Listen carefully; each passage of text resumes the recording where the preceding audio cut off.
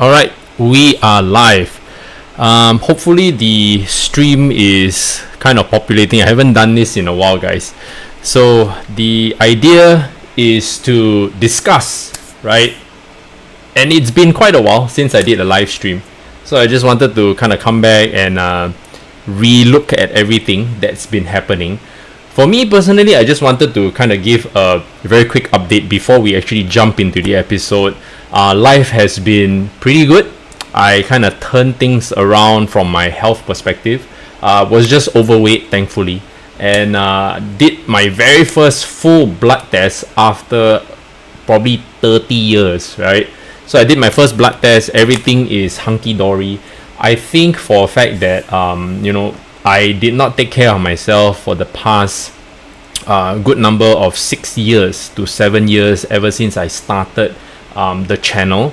And my health really took my in terms of my health really took a backseat. Everything was was just complacent. All right, the right word is complacent. I should not have allowed my body to be as obese as it was, but hey, the crypto market was very, very good, and I think everyone who kind of made money during that time, I shouldn't have done that. You know what I mean?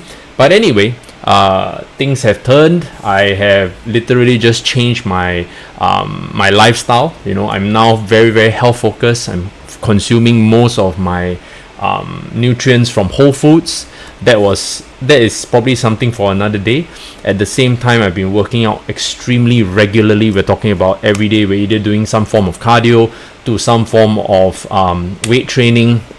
Very focused on getting good sleep, mental health. All these things I would love to discuss. It's just that whether or not I do it on this channel or I do it on a separate channel, I'm open for discussion. Like I said, I think a lot of folks are saying, if let's say we were to convert the channel, they'd also be happy. I have, of course, viewers and subscribers who have said, you know what, as long as it's content coming from yours truly, they are open to a channel change. I would really like to do that because these days crypto on its own is kind of very singular, and it would be better to kind of be able to speak on a wide variety of topics. But of course, the first thing that came to mind was how are all these crypto founders, right? What are they doing at this point of time? Like, are they still facing trial? Are they already in prison? What's the deal?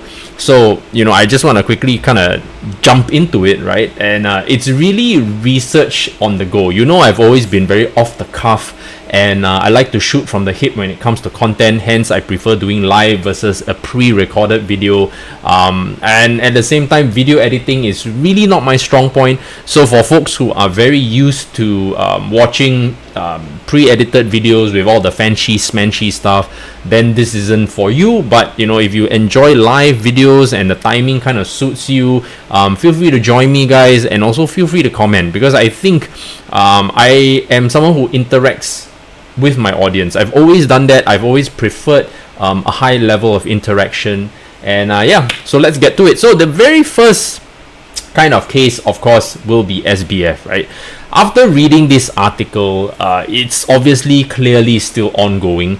I personally feel that at the end of the day, it's very clear cut, right? Whether he looks like a villain or not, to me, he just obviously doesn't look like a villain. But however, the mismanagement of funds, right? When you just go through multiple articles, I'm not going to read anything because it's very clear cut. If there was mismanagement from one left pocket to right pocket, meaning that there was Alameda Research and then there was FTX, the exchange. From a terms and condition agreement, right? When you clearly state that you do not use customer funds to trade or do anything that is outside of the terms and conditions, you just don't touch the funds. If there was a left pocket to right pocket, that means funds were from Alameda from FTX exchange going to Alameda, and you use the funds for buying properties, enjoying yourself and for your team. You're using the funds for trading and just speculating, right? That is clearly not That is not what you're supposed to do. Okay, so clearly, if he is found guilty and there are team members who are trying to get a lesser sentence for themselves, it's clearly that everybody is ganging up against him. It's only a matter of time before the final verdict comes in. He's gonna obviously plead that he's innocent and whatnot, and it's just gonna be he's definitely gonna get an X number of years. Now, this leads up to, of course, Do Kwon as well, right?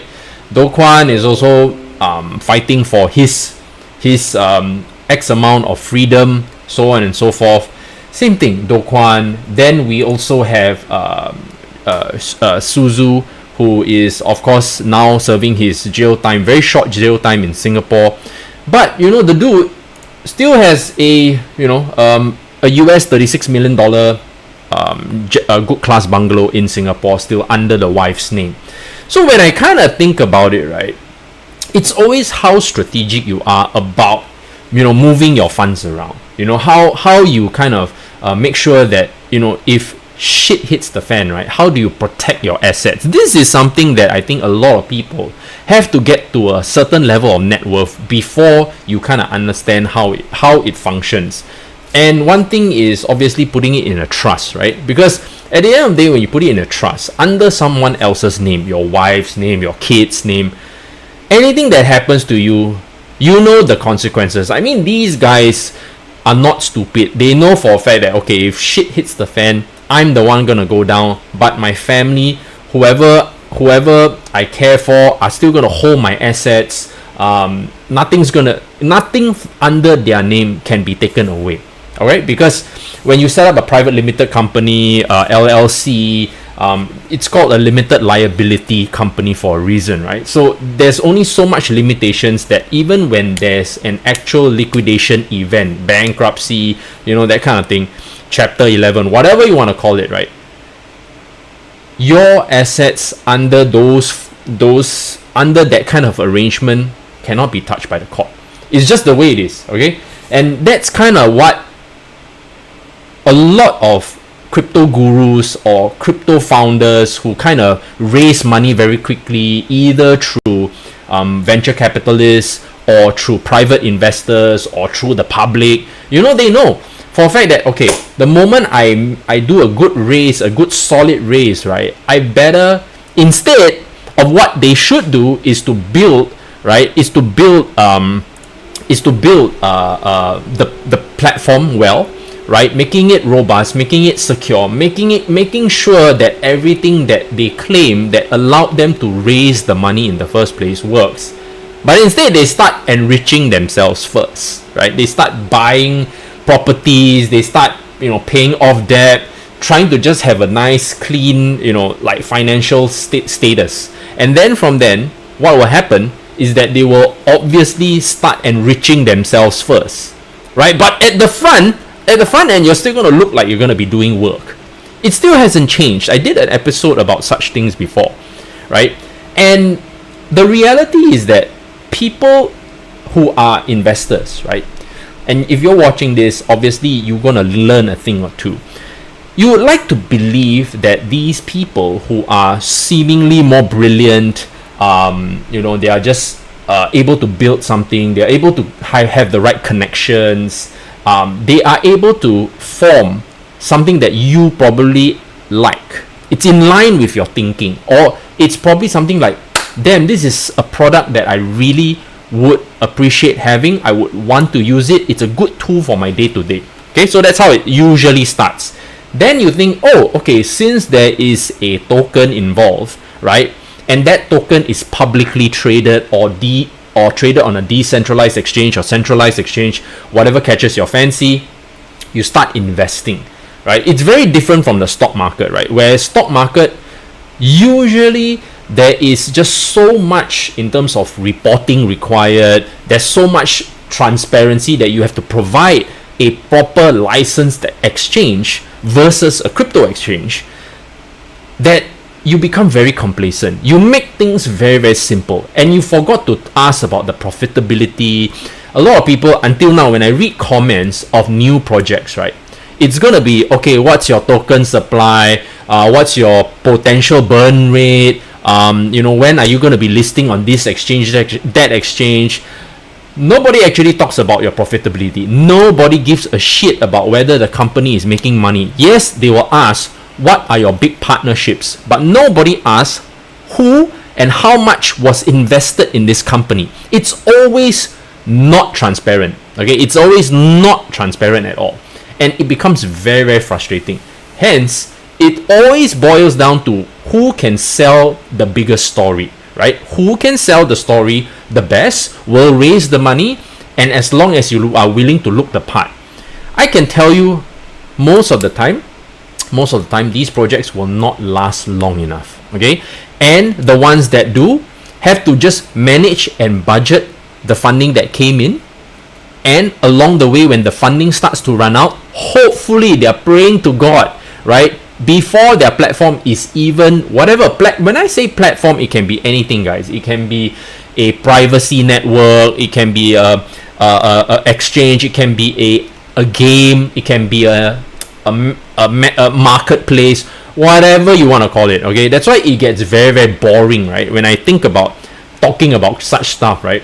That when you create tools like this or platforms like this, you want to make sure it works and that there's actual money coming in at different rounds, right? Because think about it this way: if you have an X amount, especially at the early stages, you start doing development, you start building customer service support, you have high level executives coming in building, because when you raise money, of course high level executives are willing to jump in, right? Because they are bored with their industry, they are familiar with a particular industry, they want to come into something new, and you're willing to pay 5 figures up to potentially 6 figures, right? They'll just say, yeah, why not? It's a change, it's something new, I want to learn about the space, I get paid anyway, right? Boom. So this is kind of like, when I think about it, this is where all the complacency starts, right? And if you have no experience as a founder to build something, right, to enrich yourself, right, your mentality is not to even build the platform well. You're just waiting and hoping to capitalize on the wave. That's why when I thought about it, okay, if I start making content again, what content can I do differently? I would like to help you all think on a higher level, which was something that I was doing when I was making videos as well, because the market was just extremely speculative. Right now Bitcoin is back to 35,000. okay, it's no longer like below 20,000, it's at 35,000. Ethereum is close to 2,000 again, it's about 1,008 to 1,009. I'm sure as the market starts to progress, you're going to see more speculation, more of these articles start popping out, right?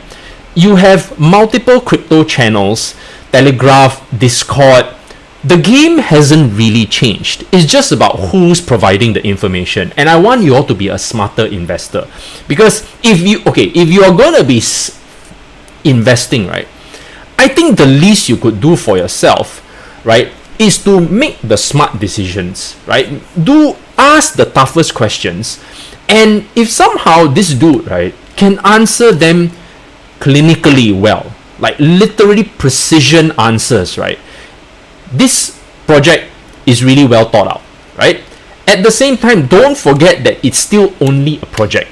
It is still so young in terms of its development and potential funding that you are not able to see anything. You're just coming in so early. You're hoping that when you put in, whatever amount, right, to buy the token, you're going to allow momentum. And please take note that actual investments into the company does not translate to the tokens going up. It is the most weird. Okay, it's not weird. This space is just like that. Okay, whenever there's an actual investment, right, and there's a token supply, right, just take note. It is not the same as stocks, where there's an actual share buyout, okay, and then the stock price goes up, versus tokens, right? Tokens, even if you have a token burn, even if you have some kind of token buyback or some shit, usually token buyback is just removing the supply. It doesn't mean that anyone, especially the founders who control the majority of the supply, when they buy back, right, they're not pumping in money that they made, you know. Very few companies will want to be so they want to do that. They don't do that, right? They're just taking away the supply, and you think that, oh, just because the supply has been removed from the market, the price goes up. Maybe just for a short while, just to exit a few of the investors that were complaining.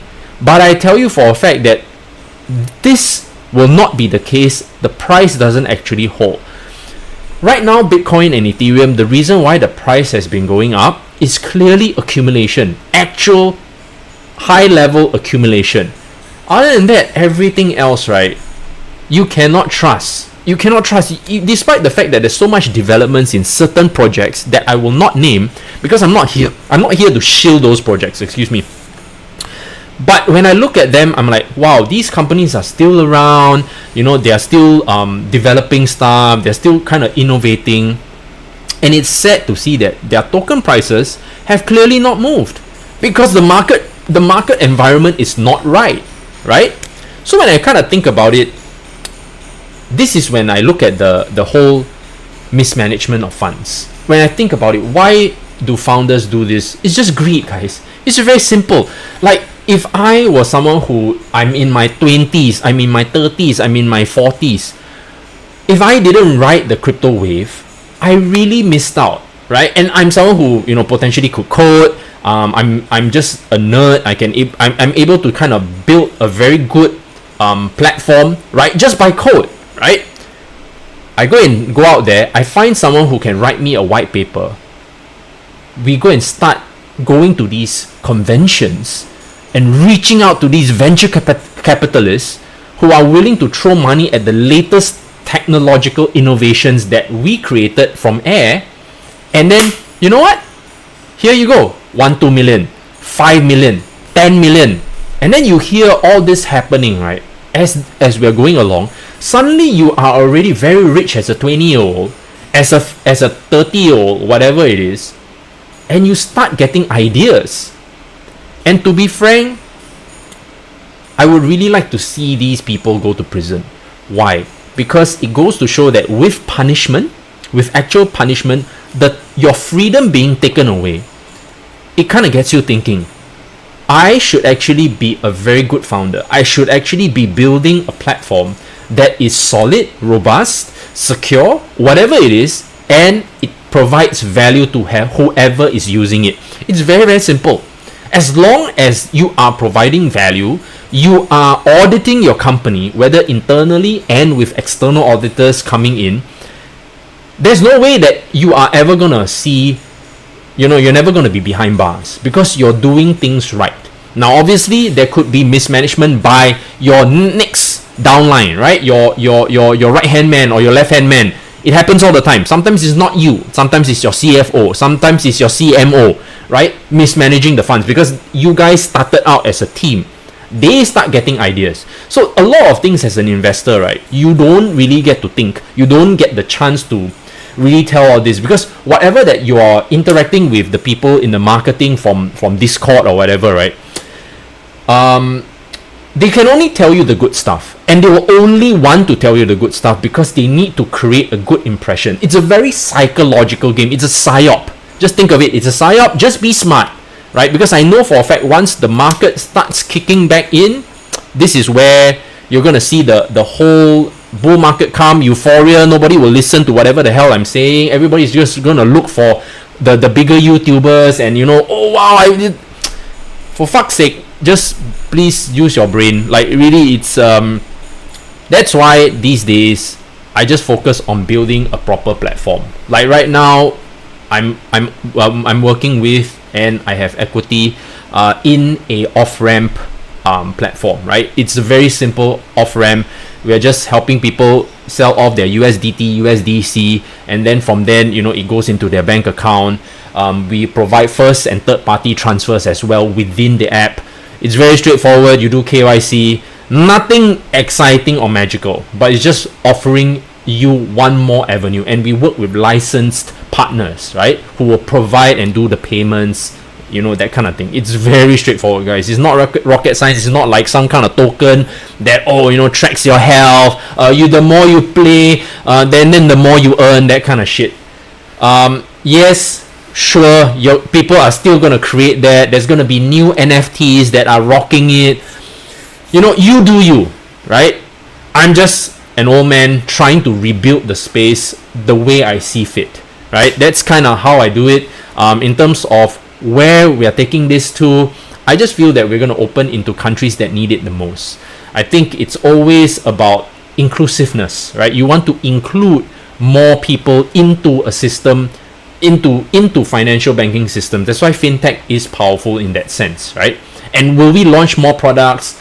Yes, we will. It's just a matter of making sure that this particular product works well first, and then we move on to another product.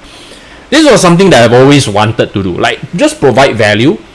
And when I thought about it, right, the value isn't that, it's not a very sexy product, but it works. I think the moral story, as long as it works, we are able to kind of help people along and provide value. That's how it's going to be. Anyway, guys, this is kind of like my main key point of the story. I hope that you guys are also able to kind of provide some feedback in terms of when you watch my episodes. We'll be looking at more financial education, that's for sure. I'm looking at covering health, especially men's health and mental health. These are things that I would like to do more of, because I think it's very important that as men, we are the ones that are bringing food to the table for our families, right? And we are the ones that are usually the most hungry in terms of financial or social status success, right? And the meaning of success is very different for across the globe, different. But I feel that at the end of the day, people only value you as a high value man when you have money. If you don't have money, quite frankly, nobody gives a shit to what you say. All right, and I think that was something that I've always believed in, and that's why becoming well off, rich is important. Okay, from there you also want to work out, take care of your health, so that you look the part, right?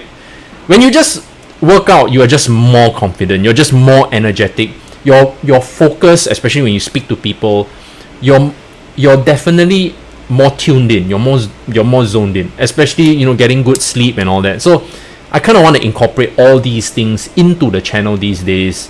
I know it still says Crypto Grinder, but I'm looking at just changing the name, just changing the whole look of the channel, and the content will be more broad based, but still focused towards financial success for especially for men, health and everything. I'm in my 40s, guys, so to me health is number one priority, right, versus making money, because making money is something that we are always doing, right? And we've made money before. Anyone who has followed me on this channel knows that we have all made money. So it's just a matter of, okay, how do we make it, and providing value going forward. I've always never ever thought twice about providing value. So guys, like I said, feel free to kind of reach out. Right now my email will change. It's ryan@pexa.co, right? And if you want to reach out to me, you still can. These are the things that we want to discuss. What are your thoughts? Give me some topic ideas. I think that will be helpful, because I don't know what you guys want to watch, like what even interests you, because I know for a fact that my audience has already grown, as in grown up, like literally grown up, guys. It's been 5-6 years, almost close to, like 2017 was when I started the channel. Now we're already end of 2023, so it's already almost 6 years. That means anyone who was 20 years old watching this will be 26 years old. Anyone who was mid-30s are already 40s. So you think about it, right? We have grown together, right? And I kind of I just stepped away from a while from at least the whole space, because how am I value adding? If I'm not value adding to anyone, I do not want to make any more content. But I feel that, hey, you know what? I am still in the space, but now I would say more into fintech. I would like to value add. So that's kind of like how I'm going to do it. Yeah. See you in the next live stream, guys. And I noticed that there are no comments. I would like to see more comments, guys, because interaction is my top priority. If I'm not interacting with my audience, that means I'm doing something wrong. That means I'm not hitting the right notes with you guys. All right? But anyway, no worries. It's okay to be a bit shy, especially if you're watching me for the very first time. But comments are always welcome. Or either that, I didn't enable the comment. That would be quite shit.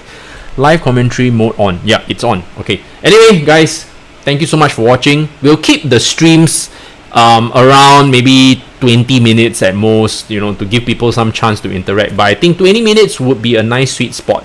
When the audience starts to improve, we can go 30 minutes. We can talk about more broad-based stuff. I'm very interested in nutrition at this point in time. I think a lot of people do not eat properly. Like, not many folks focus on a high nutrition diet, like nutrient-dense diet. We are so used to processed foods, convenience foods, because we are people on the go. And of course, I also empathize that not many people have the time to cook for themselves, right? I do a lot of cooking on my own, or I get my helper to cook. That's a privilege that I'm so blessed to have. But I feel that a lot of people are not in a position, or they have that time freedom to do all these things. And I kind of want to emphasize that, health and nutrition must be number one priority in order for you to eventually enjoy your success and leading up to that eventual success. As a man, you do not want to go into your peak years with a fatty liver, especially if you're the kind that loves to drink beer, especially excess of beer. Usually that's a high amount of uric acid, and it builds up of uric acid, and at the same time it leads to gout. All these things I've been hearing over and over again. So anyway, I don't want to start rambling on a topic that could be potentially for something else. But hey, if something that you guys want to hear more about, or if you are even battling with any kind of health problems, you want to kind of turn things around. It's not a health channel, guys. I just want to talk widely. It is more of just widespread discussions on everything that makes you a high value man. Right? And of course, this high value man term was brought out by Andrew Tate. I kind of want to give props to this dude. Initially, he came out as a misogynist. He's always against the Matrix, and it's very interesting because he helps you think like so many layers into life, into politics, into how the world works, and how being in a country where you can play the game a little bit more fairly versus you in a country where you cannot play the game as fairly because you're not as rich, right? It's very interesting. I think for a fact that guy has evolved. He was put in prison, wrongly accused of human trafficking. It's very interesting. That's why he and his brother Tristan Tate, go and watch these guys. I kind of give my support to these guys because, like I said, these guys are self-made men, right? Yes, it may look like as if they started a webcam business at the very beginning.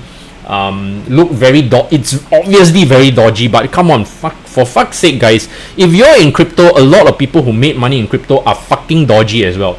So, to me, I feel that let's not point fingers. Now, if you are a salary working man looking to make that next 100,000, that next 200,000, you need to think different, man. I just be very honest, think different. Because your salary can only increase so much based on the whole overall environment and how well you interact with your senior management, your colleagues, and how much value are you providing the company. It's not so straightforward, and you want to have that ability to scale. You need to have your money magnified. You want to magnify your money so that you can continue to grow it. These are things that I only learned so much later, guys. I was in banking, and from banking I gradually moved up to investing. From investing I looked into building companies, and that was a whole bunch of failures, man. So those are stories that I want to talk for in another time, like if it's something that you guys want to discuss. Anyway, guys, take care. See you guys in the next live stream.